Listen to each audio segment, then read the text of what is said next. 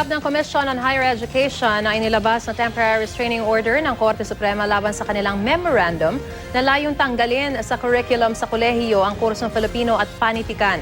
Pero giit ng CHED, nagsagawa sila ng konsultasyon kaugnay sa memorandum taliwas sa pahayag ng petitioner at national artist na si Dr. Bienvenido Lumbera. Balitang hatid ni Susan Enriquez.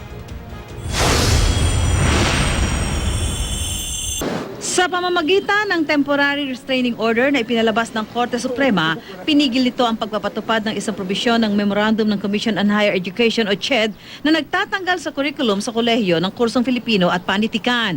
Sa inihaing petisyon sa pangunguna ng national artist na si Dr. Bienvenido Lumbera laban sa CHED, hindi raw nagkaroon ng konsultasyon sa akadim ang kautusan ng CHED sa mga kolehiyo at pamantasan. The court, in a resolution dated April 21, 2015, granted the prayer, issued a temporary restraining order, TRO, effective immediately and continuing until further orders from the court. Tanggap naman ng CHED ang ipinalabas na TRO ng Korte Suprema. Magandang pagkakataon daw ito para mas maipaliwanag ang layunin ng CHED Memorandum 20. Pero hindi raw totoong hindi sila nagkaroon ng konsultasyon sa inilabas na memorandum. Handa napakaraming consultation, parang more than 1 year ata na nagkaroon ng consultation.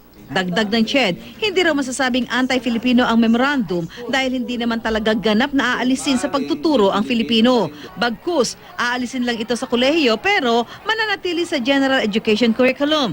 Sa CHED Memorandum 20, binibigyan daan nito ang General Education Curriculum o GEC sa kolehiyo na bawasan ang minimum na 36 units at tinanggal ang Filipino at Panitikan bilang core subject. Hindi rin daw ipagbabawal ang pagtuturo sa wikang Filipino bilang medium of instruction dahil nasa pamantasan at guro raw ang desisyong ito. Pero hindi dapat lalampas sa 5 subject ang pwedeng ituro gamit ang sariling wika. Kinukuha pa namin ang reaksyon ni Lumbera sa ipinalabas na TRO. Binigyan ng 10 araw ang CHED para magkomento sa ipinalabas na TRO ng Supreme Court. Susan Enriquez, GMA News.